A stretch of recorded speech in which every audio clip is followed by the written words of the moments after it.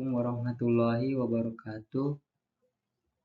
Perkenalkan, saya Nur Arif Permana Safari dari Institut Mahasiswa YIN Negeri Manado. Baiklah, kali ini saya akan mempresentasikan hasil makalah kami yang mata kuliah Ekonomi Makro. Langsung saja, yang pertama yaitu pengertian investasi. Teori ekonomi mendefinisikan investasi sebagai pengeluaran pemerintah untuk membeli barang-barang, modal, dan peralatan-peralatan produksi dengan tujuan untuk mengganti dan terutama menambah barang-barang modal yang akan digunakan untuk memproduksi barang dan jasa di masa yang akan datang. Investasi adalah suatu komponen dari PDB. Rumus dari PDB yaitu sama dengan C tambah I tambah G tambah dalam kurung X kurang M. Jadi artinya investasi adalah penanaman modal untuk satu atau lebih aktiva yang dimiliki dan biasanya berjangka waktu lama, dengan harapan mendapatkan keuntungan di masa-masa yang akan datang. Selanjutnya, teori investasi.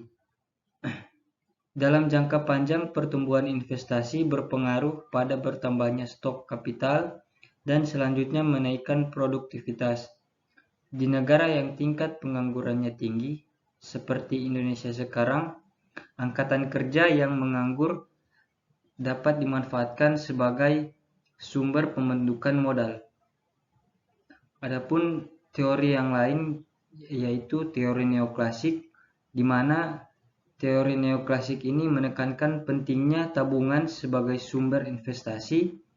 Investasi dipandang sebagai salah satu penggerak utama pertumbuhan ekonomi di Indonesia serta pembangunan. Yang kedua ada namanya teori Harrod-Domar. Harrod-Domar ini mempertahankan pendapatnya dari para ahli-ahli ekonomi sebelumnya, yang merupakan gabungan dari pendapat kaum klasik dan Keynes, di mana beliau menekankan peranan pertumbuhan modal dalam menciptakan pertumbuhan ekonomi. Teori Harrod-Domar ini memandang bahwa pembentukan modal dianggap sebagai pengeluaran yang akan menambah kemampuan suatu perekonomian untuk menghasilkan barang maupun jasa, serta sebagai pengeluaran dan juga menambah permintaan efektif seluruh masyarakat. Selanjutnya yaitu jenis investasi. Berdasarkan jenisnya, investasi dibagi menjadi dua jenis. Yang pertama investasi pemerintah, di mana investasi pemerintah yang dilakukan oleh pemerintah pusat maupun pemerintah daerah. Pada umumnya investasi yang dilakukan oleh pemerintah ini yang dilakukan oleh sektor swasta nasional, yaitu penanaman modal dalam negeri atau PMDN, ataupun investasi yang dilakukan secara swasta. Hal ini bertujuan untuk mencari keuntungan dan memperoleh pendapatan serta didorong oleh adanya pertambahan pendapatan. Jika pendapatan bertambah, konsumsi pun bertambah dan bertambah pula efektif demand. Investasi timbul akibatkan oleh bertambahnya permintaan yang sumbernya terletak pada penambahan pendapatan, disebut induced investment. Selanjutnya ada definisi dan jenis uang. Secara umum, uang berdasarkan fungsi atau tujuan penggunaannya diartikan sebagai suatu benda yang dapat dipertukarkan dengan benda lain, dapat digunakan untuk menilai benda lain, dapat digunakan sebagai alat penyimpanan kekayaan, dan dapat juga digunakan untuk membayar hutang di waktu yang akan datang.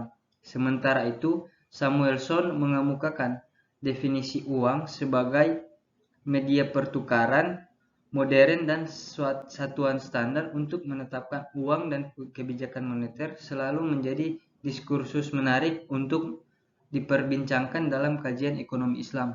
Selanjutnya ada fungsi uang. Uang merupakan bagian yang tidak dapat dipisahkan dalam sistem ekonomi modern. Ekonomi modern ini tidak akan pernah mencapai tingkat pengembangannya tanpa ada uang.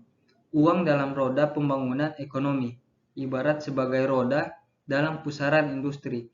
Pentingnya uang ini muncul karena adanya dorongan kegiatan pertukaran sehingga uang ini pada awalnya dijadikan sebagai alat tukar.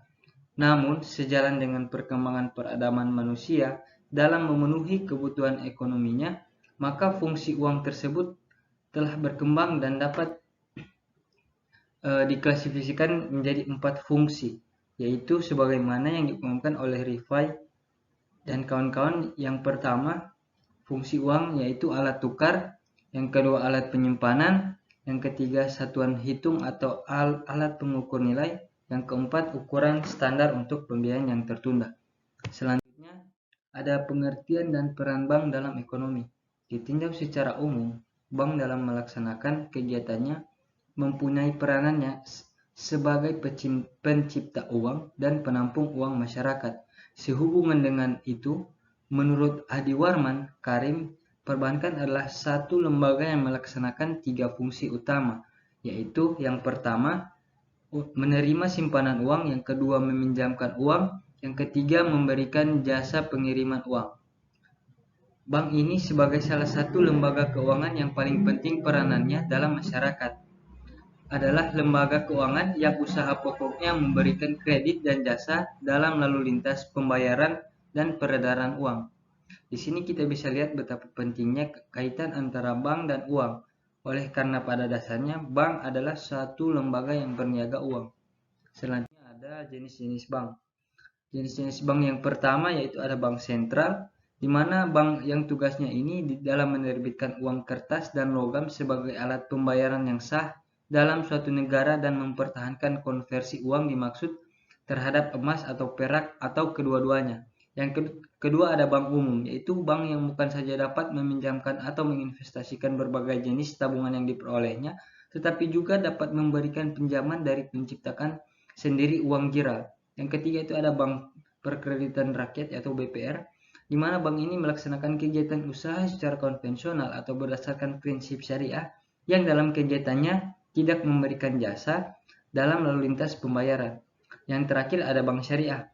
Bank syariah itu beroperasi berdasarkan prinsip-prinsip bagi hasil atau sesuai dengan kaidah ajaran Islam tentang hukum riba. Baiklah, itulah presentasi dari makalah saya. Kiranya ada salah kata atau maupun kesalahan dari kami, saya mohon maaf. Kurang dan lebihnya, wabillahi taufiq wal hidayah. Wassalamualaikum warahmatullahi wabarakatuh.